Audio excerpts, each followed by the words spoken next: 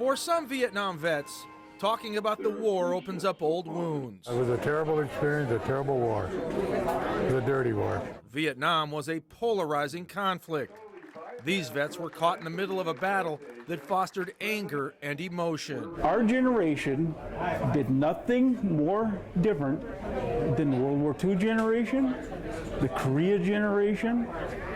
The only thing is ours was an unpopular war. At the Crystal VFW, the vets reflected on the shabby treatment they received when they returned to the U.S. Nobody in uniform was welcome anywhere.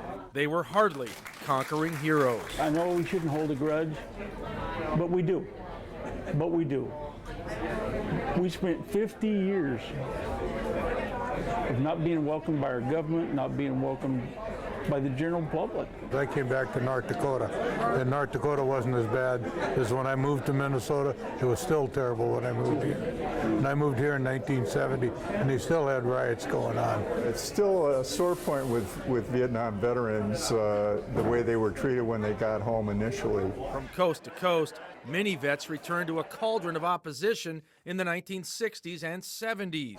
They blame the warrior for everything that happened, and it's not true. When you send a warrior to war, you're supposed to support them when they come back home.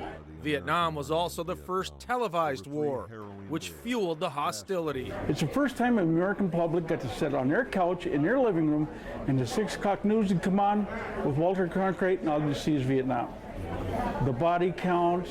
Despite all of this, Vietnam vets are proud that they have changed the perception of troops who return to U.S. soil. Vietnam veterans were instrumental in a lot of the changes that were made to make veterans feel welcome and not blaming the warrior for the war.